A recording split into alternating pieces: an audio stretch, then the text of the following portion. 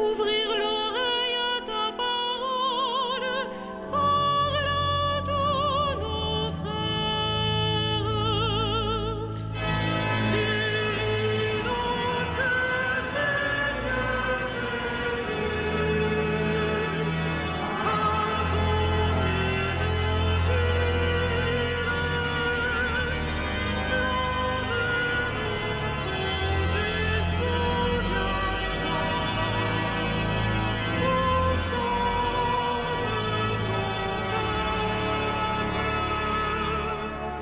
toi le chemin, la vérité, donne-nous la vie.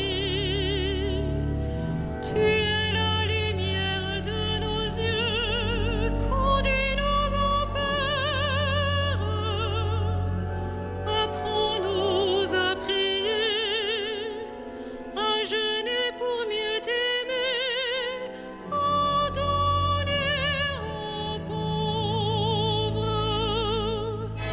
Dis donc, Seigneur Jésus, à ton évangile,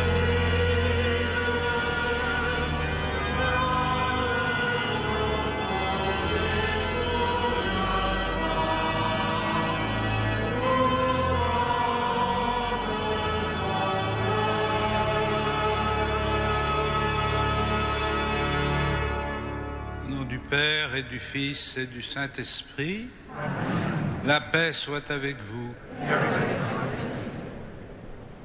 En vous annonçant cette salutation du Seigneur et en vous souhaitant de la part du Seigneur que la paix soit avec vous, je vous accueille pour célébrer cette Eucharistie en communion avec nos frères chrétiens des églises d'Orient qui sont soumis à la persécution et qui sont maltraités, pourchassés, pris en otage ou exécutés en raison de leur foi. Ce n'est pas nous qui pourrons leur donner la paix, mais nous prions pour que la paix du Seigneur qui nous est offerte chaque fois que nous célébrons l'Eucharistie rejoigne ses frères et ses sœurs qui sont soumis à la tourmente et qui s'efforcent à un prix que nous imaginons difficilement de rester fidèles à la foi au Christ. En priant pour eux et avec eux, nous demandons au Seigneur, comme nous l'avons chanté, que son évangile guérisse nos cœurs, qu'il arrache du cœur de tous les hommes les pulsions de haine, de violence et de barbarie. Préparons-nous à cette Eucharistie en reconnaissant que nous sommes pécheurs.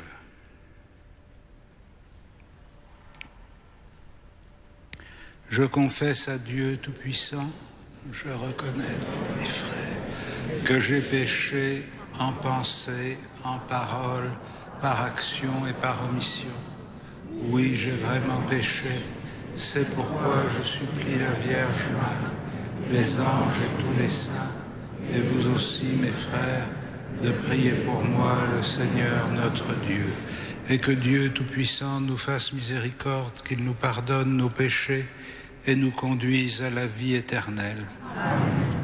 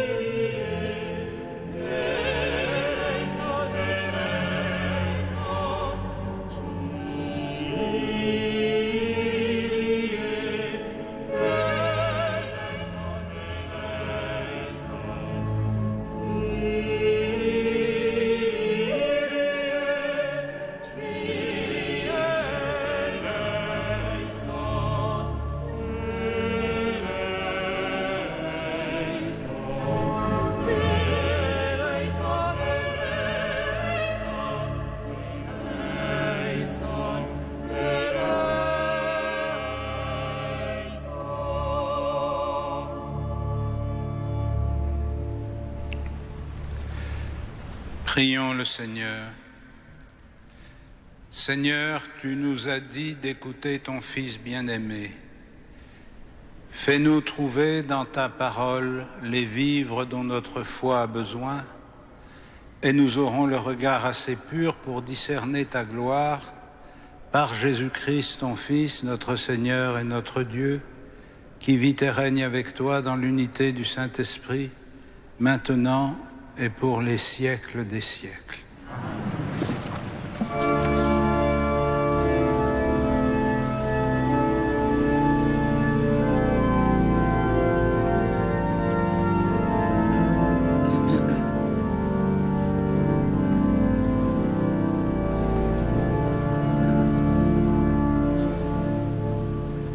Lecture du livre de la Genèse. En ces jours-là, Dieu mit Abraham à l'épreuve. Il lui dit : « Abraham !» Celui-ci répondit : « Me voici. » Dieu dit : « Prends ton fils, ton unique, celui que tu aimes, Isaac, va au pays de Moria, et là tu l'offriras en holocauste sur la montagne que je t'indiquerai. » Ils arrivèrent à l'endroit que Dieu avait indiqué. Abraham y bâtit l'autel et disposa le bois. Puis il lia son fils Isaac et le mit sur l'autel par-dessus le bois. Abraham étendit la main et saisit le couteau pour immoler son fils. Mais l'ange du Seigneur l'appela du haut du ciel et dit : « Abraham, Abraham !» Il répondit : « Me voici. » L'ange lui dit : « Ne porte pas la main sur le garçon, ne lui fais aucun mal. Je sais maintenant que tu crains Dieu. Tu ne m'as pas refusé ton fils, ton unique. » Abraham leva les yeux et vit un bélier retenu par les cornes dans un buisson. Il alla prendre le bélier et l'offrit en holocauste à la place de son fils. Du ciel, l'ange du Seigneur appela une seconde fois Abraham. Il déclara : « Je le jure par moi-même, oracle du Seigneur, parce que tu as fait cela, parce que tu ne m'as pas refusé ton fils, ton unique, je te comblerai de bénédictions. Je rendrai ta descendance aussi nombreuse que les étoiles du ciel et que le sable au bord de la mer, et ta descendance occupera les places fortes de ses ennemis. Puisque tu as écouté ma voix, toutes les nations de la terre s'adresseront l'une à l'autre la bénédiction par le nom de ta descendance. » Parole du Seigneur.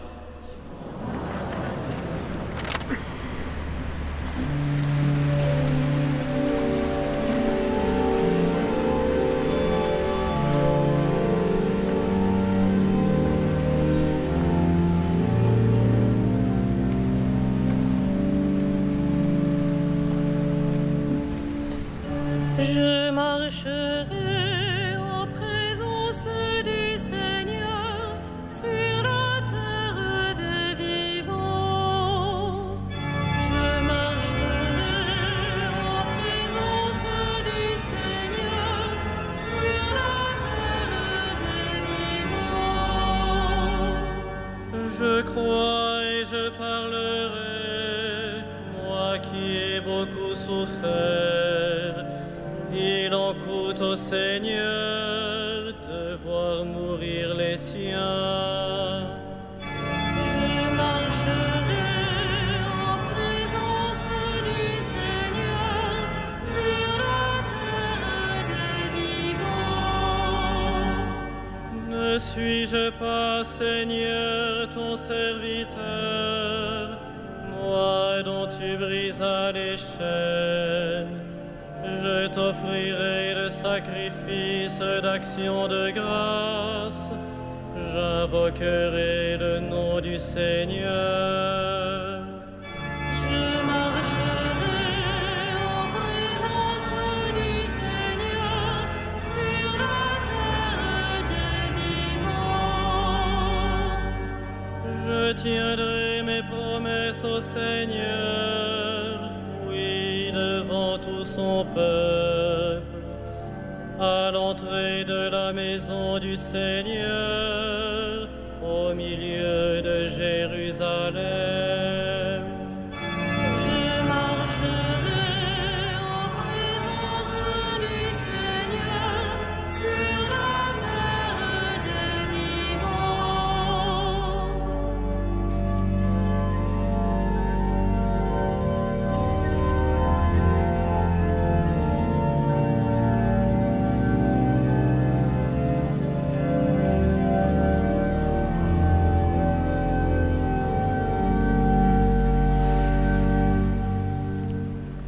Lecture de la lettre de saint Paul apôtre aux Romains. Frères, si Dieu est pour nous, qui sera contre nous? Il n'a pas épargné son propre Fils, mais il l'a livré pour nous tous.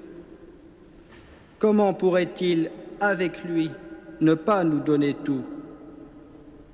Qui accusera ce que Dieu a choisi? Dieu est celui qui rend juste. Alors, qui pourra condamner? Le Christ Jésus est mort. Bien plus, il est ressuscité. Il est à la droite de Dieu. Il intercède pour nous. Parole du Seigneur.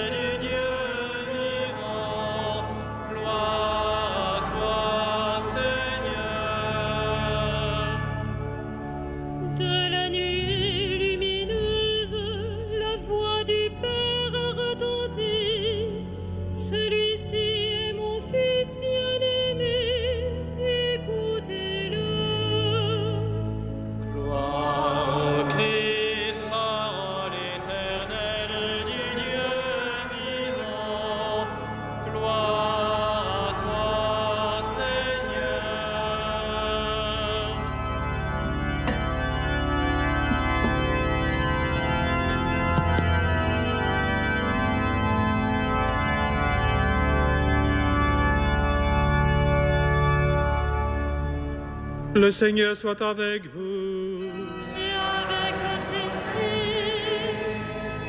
Évangile de Jésus-Christ selon saint Marc. Gloire à toi, Seigneur.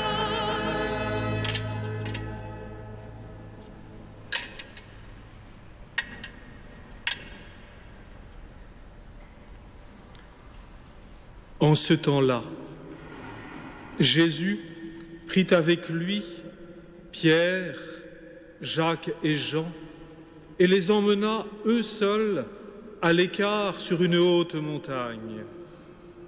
Et il fut transfiguré devant eux.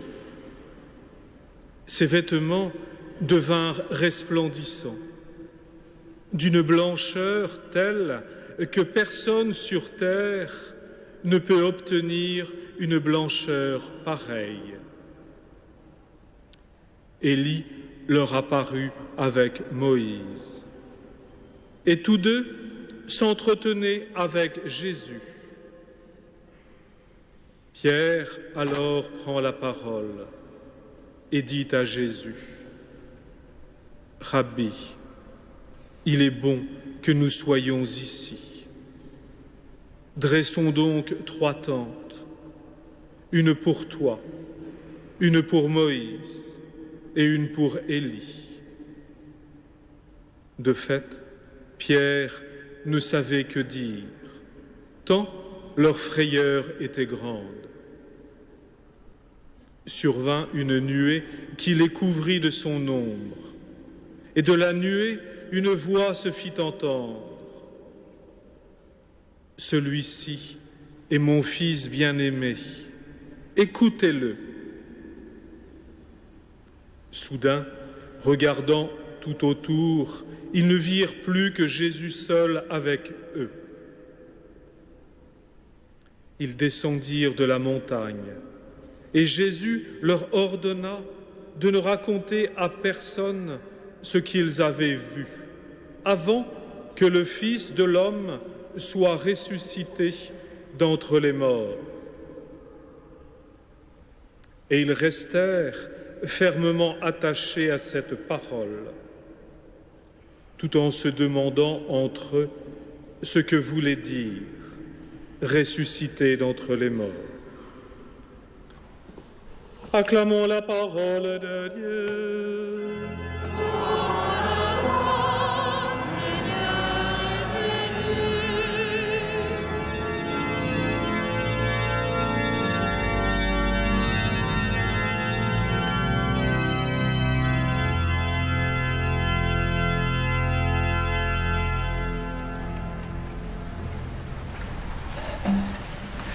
Frères et sœurs,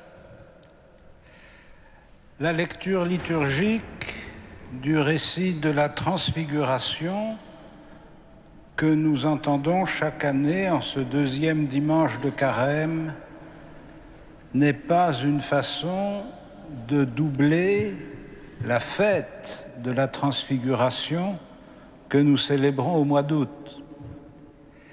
Si la liturgie de l'Église nous donne à entendre et à méditer ce récit de la Transfiguration au cours du Carême, c'est qu'elle espère que la méditation que nous en faisons peut nous aider à mieux vivre notre Carême et à mieux progresser dans la suite du Christ. Si bien qu'il nous faut prendre cet événement de la Transfiguration dans le déroulement chronologique du chemin suivi par Jésus et ses disciples et qui les conduit à Jérusalem où il sera arrêté, jugé, condamné, crucifié et où il ressuscitera.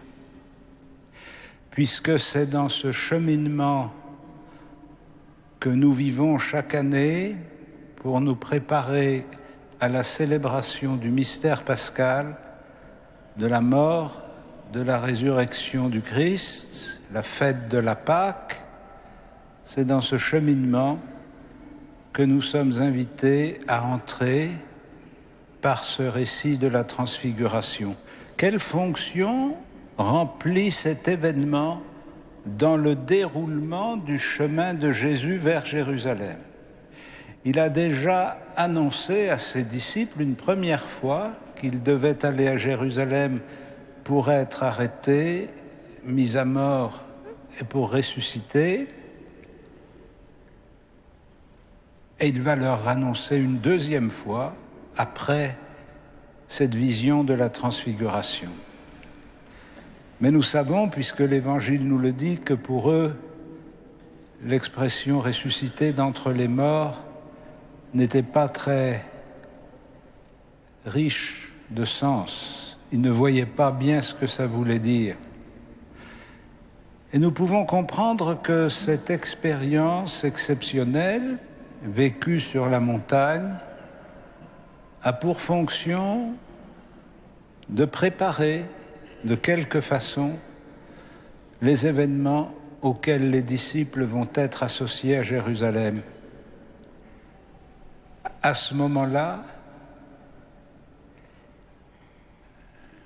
la grande épreuve de la foi sera: est-ce que Dieu a abandonné son Fils? Cette épreuve dont nous trouvons un ultime écho dans la bouche de Jésus lui-même quand il récite le psaume des agonisants sur la croix: « Mon Dieu, pourquoi m'as-tu abandonné ?» Et nous en trouvons un autre écho dans l'attitude des spectateurs de la Passion qui le provoquent et se moquent de lui. « Si tu es le Fils de Dieu, descends de la croix et nous croirons en toi. » Nous comprenons à travers cette difficulté exprimée au moment de la crucifixion quelle est la nature de l'épreuve à laquelle ils vont être soumis, à laquelle déjà certains ont succombé.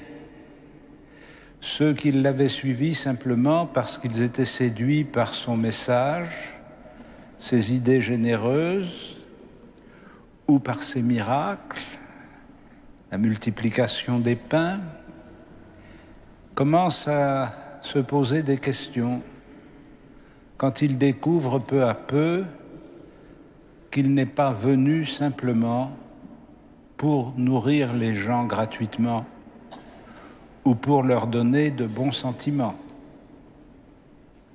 Il est venu pour un combat d'une autre ampleur qui est le combat de la vie et de la mort.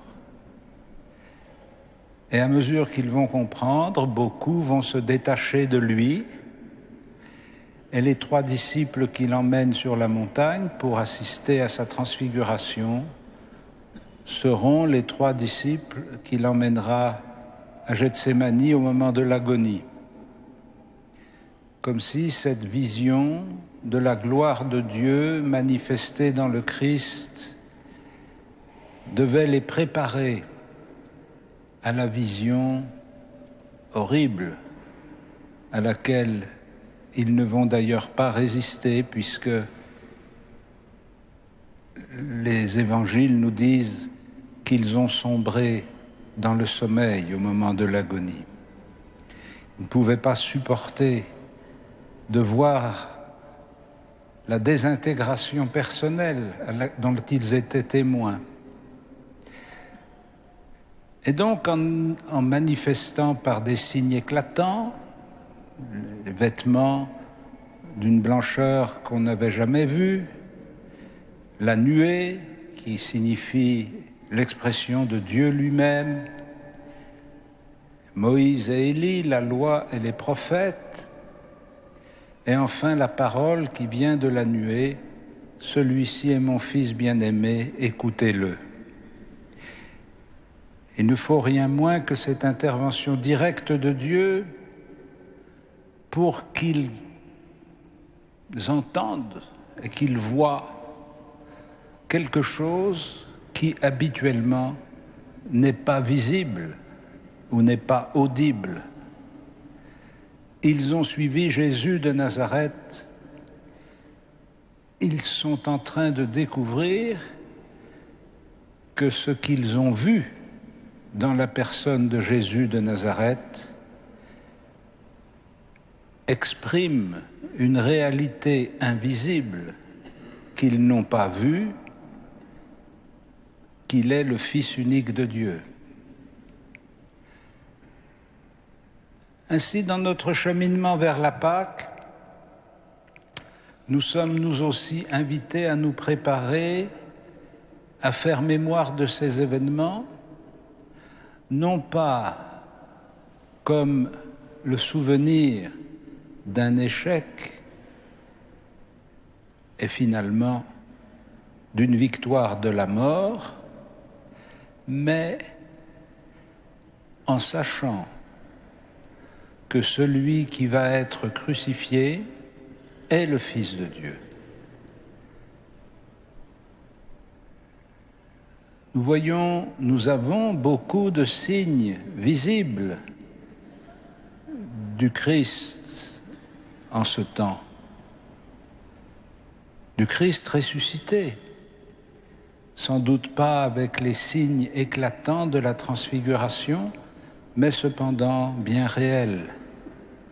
Nous en avons des signes à travers son Église, à travers ses richesses comme à travers ses pauvretés. Elle s'efforce jour après jour de rendre présent le Christ en ce monde.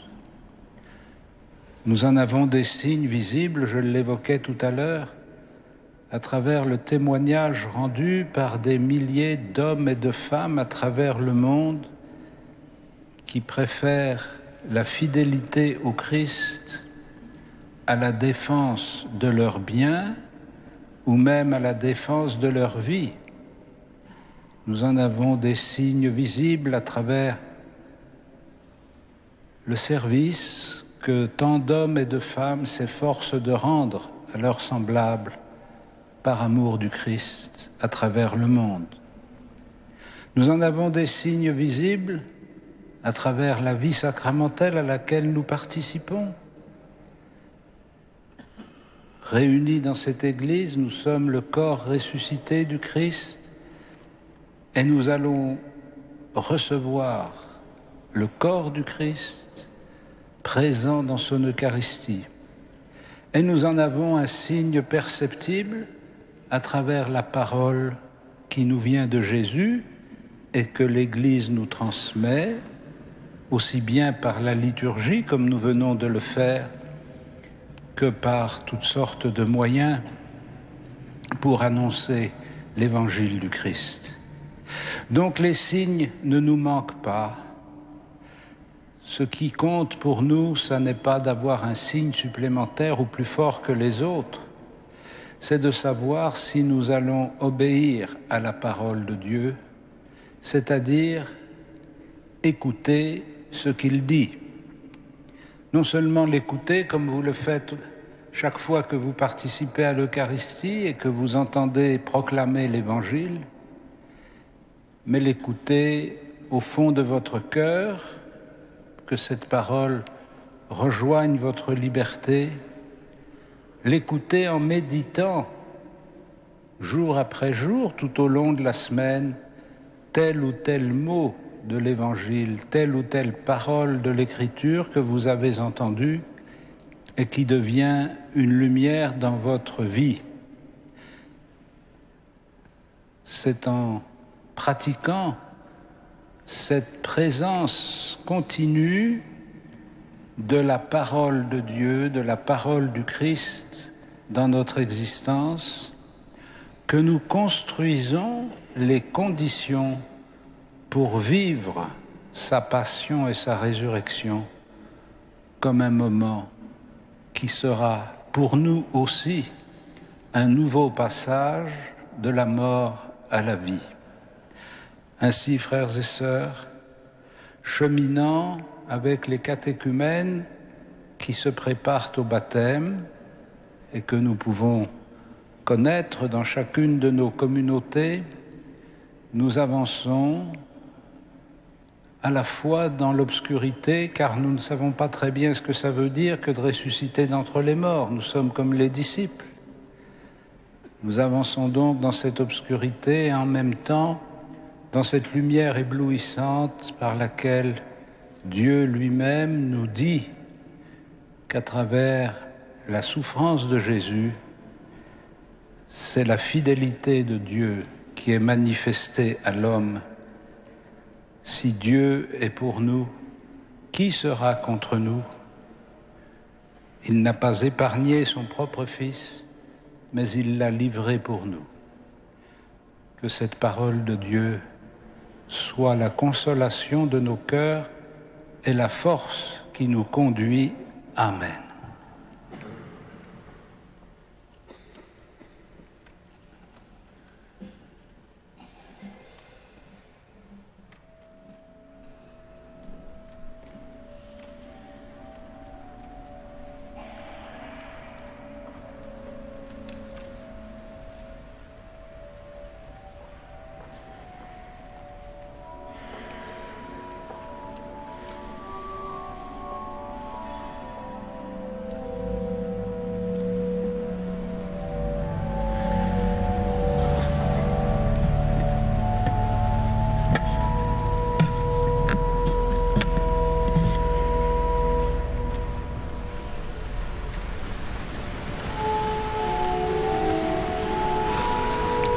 Credo in unum Deum,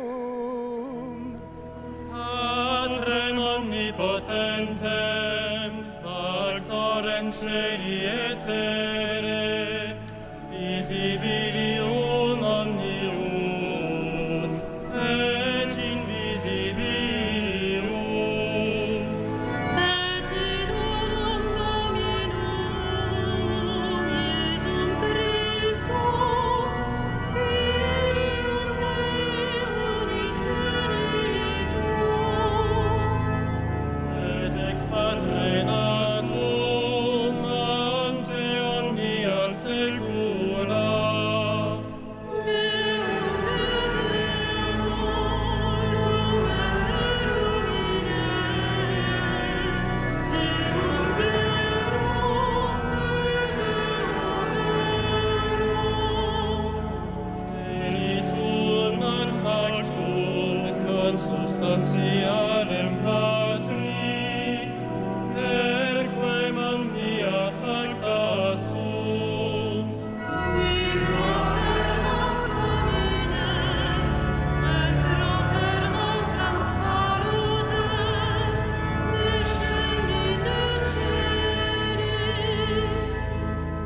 et incarnatus est de Spiritus Sancto, ex Maria Virgine, et homo factus est.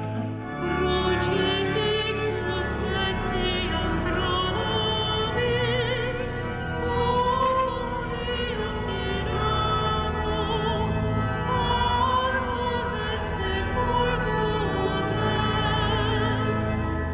Et resurrexit tertia die, secundum scripturas, Et ascendit in caelum, sedet dexteram Patris. et iterum venturus est cum gloriae, iudicare vivos et mortuos, cuius regnina ne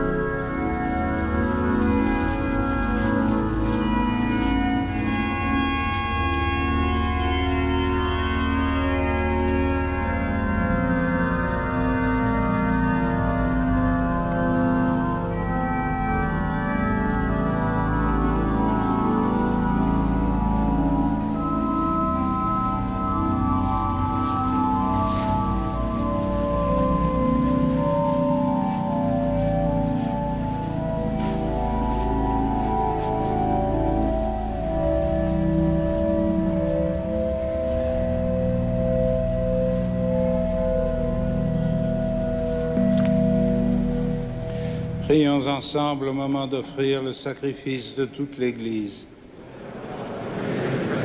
Seigneur, que cette offrande nous purifie de nos péchés, qu'elle sanctifie le corps et l'esprit de tes fidèles et les prépare à célébrer les fêtes pascales par Jésus, le Christ, notre Seigneur.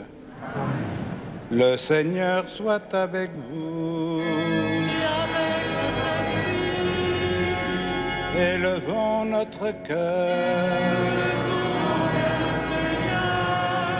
Rendons grâce au Seigneur notre Dieu.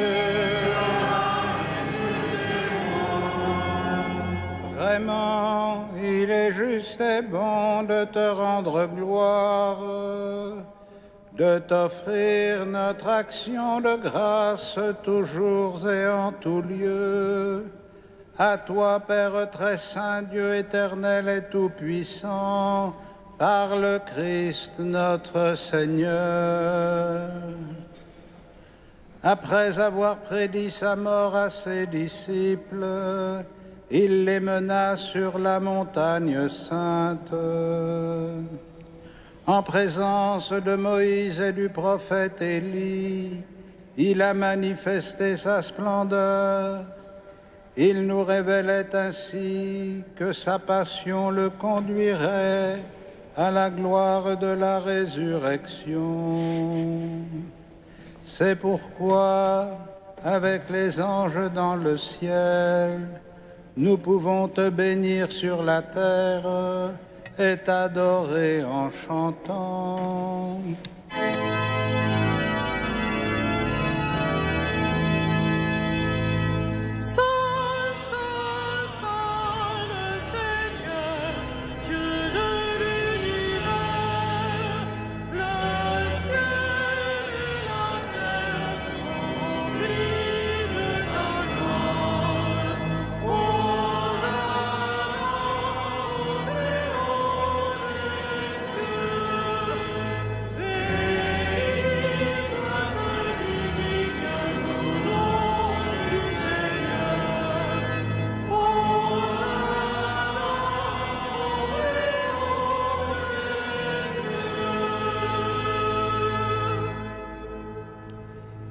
Tu es vraiment saint, Dieu de l'univers, et toute la création proclame ta louange, car c'est toi qui donnes la vie, c'est toi qui sanctifies toutes choses par ton Fils Jésus-Christ, notre Seigneur, avec la puissance de l'Esprit Saint. Et tu ne cesses de rassembler ton peuple afin qu'il te présente partout dans le monde une offrande pure.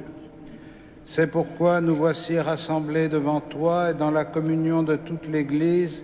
En ce premier jour de la semaine, nous célébrons le jour où le Christ est ressuscité d'entre les morts.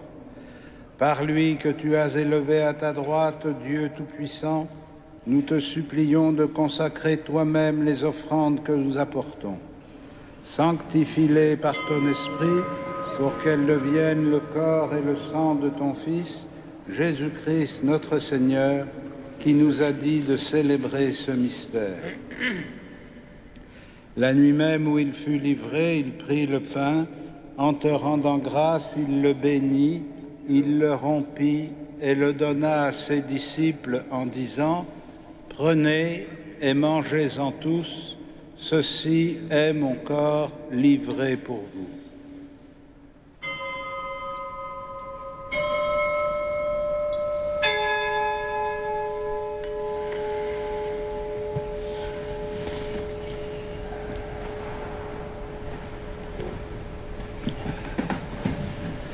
De même, à la fin du repas, il prit la coupe, en te rendant grâce, il la bénit et la donna à ses disciples en disant « Prenez et buvez-en tous, car ceci est la coupe de mon sang, le sang de l'alliance nouvelle et éternelle, qui sera versé pour vous et pour la multitude en rémission des péchés. Vous ferez cela en mémoire de moi. »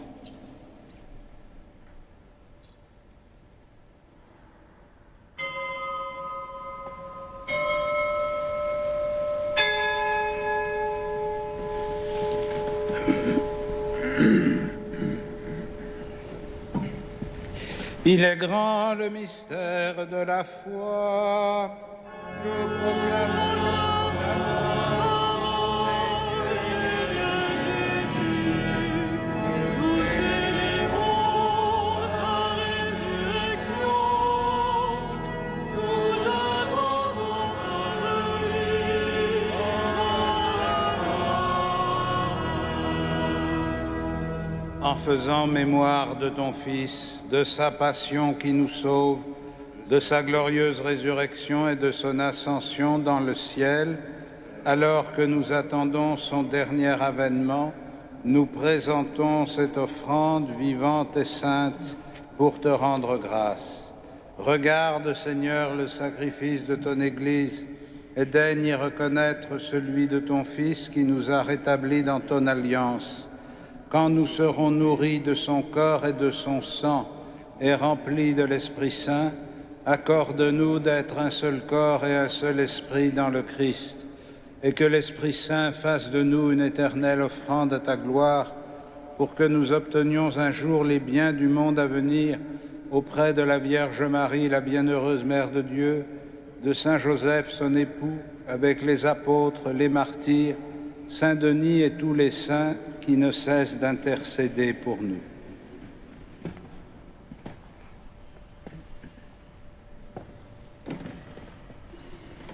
Et maintenant, nous te supplions, Seigneur, par le sacrifice qui nous réconcilie avec toi, étends au monde entier le salut et la paix. Affermis la foi et la charité de ton Église au long de son chemin sur la terre. Veille sur ton serviteur, le pape François, notre évêque André, ses auxiliaires, l'ensemble des évêques, les prêtres, les diacres, tout le peuple des rachetés. Écoute les prières de ta famille assemblée devant toi. Ramène à toi, Père très aimant, tous tes enfants dispersés.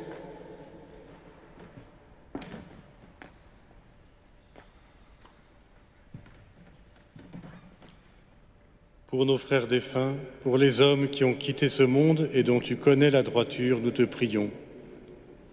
Reçois-les dans ton royaume, où nous espérons être comblés de ta gloire, tous ensemble et pour l'éternité, par le Christ notre Seigneur, par qui tu donnes au monde toute grâce et tout bien. Par lui, avec lui et en lui. Amen. À toi, Dieu le Père Tout-Puissant, dans l'unité du Saint-Esprit. Amen. Tout honneur et toute gloire pour les siècles des siècles.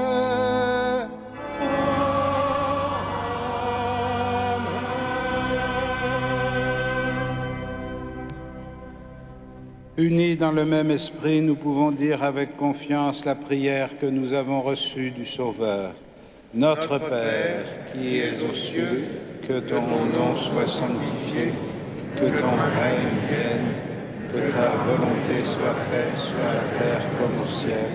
Donne-nous aujourd'hui notre pain de ce jour. Pardonne-nous nos offenses, comme nous pardonnons aussi à ceux qui nous ont offensés. Et ne nous soumets pas à la tentation, mais délivre-nous du mal. Délivre-nous de tout mal, Seigneur, et donne la paix à notre temps. Par ta miséricorde, rends-nous libres du péché, rends-nous forts devant les épreuves en cette vie, où nous espérons le bonheur que tu promets et l'avènement de Jésus-Christ, notre Sauveur. Car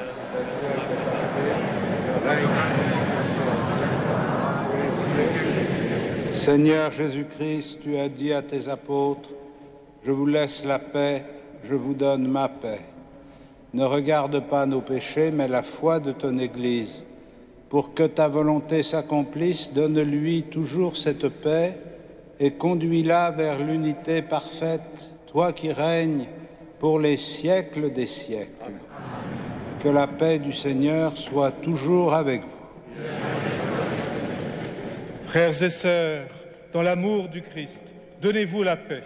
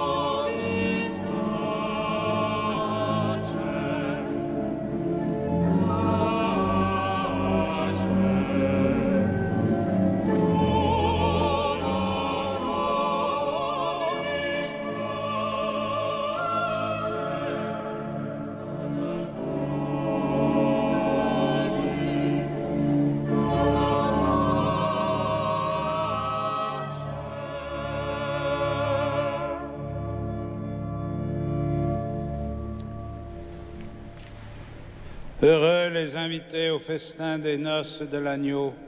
Voici l'agneau de Dieu qui enlève le péché du monde. Seigneur, je ne suis pas digne de te recevoir, mais dis seulement une parole et je serai guéri.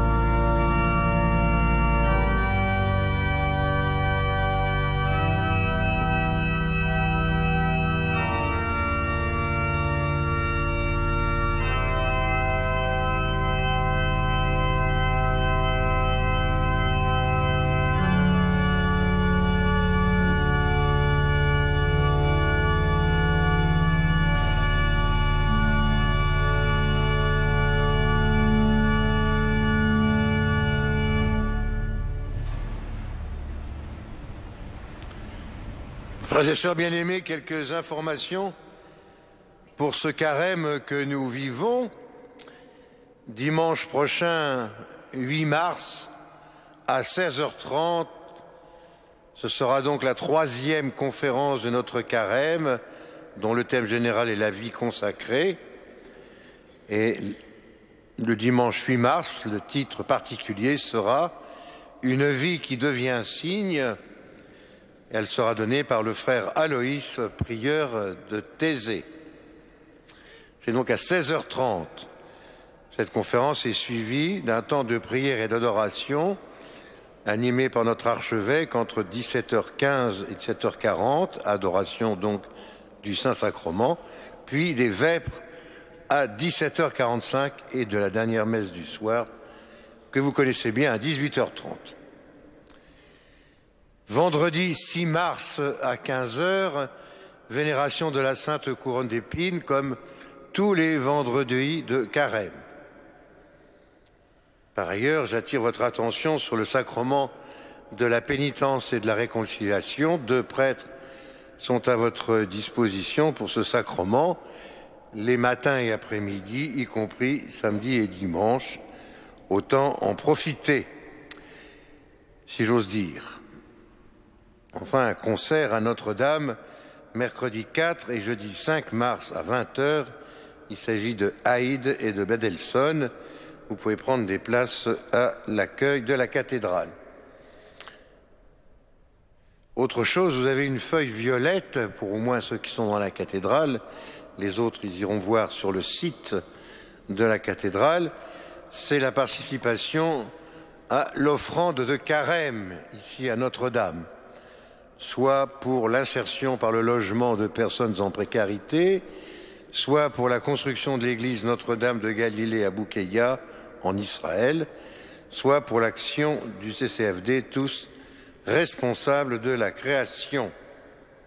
Et au dos de cette feuille, ou aussi sur le site, vous avez d'ores et déjà tous les horaires des offices et des célébrations de la grande semaine de Pâques et de la Semaine Sainte.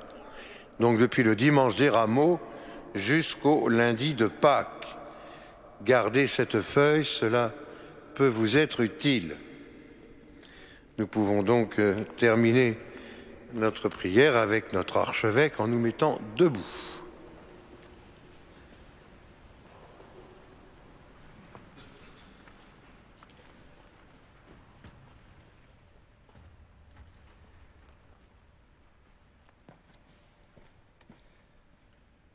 Seigneur, pour avoir communié au mystère de ta gloire, nous voulons te remercier, toi qui nous donnes déjà en cette vie d'avoir part au bien de ton royaume, par Jésus le Christ, notre Seigneur.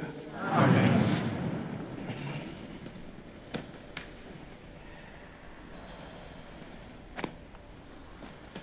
Le Seigneur soit avec vous. Que Dieu Tout-Puissant vous bénisse, le Père, le Fils et le Saint-Esprit. Amen. Allez dans la paix du Christ.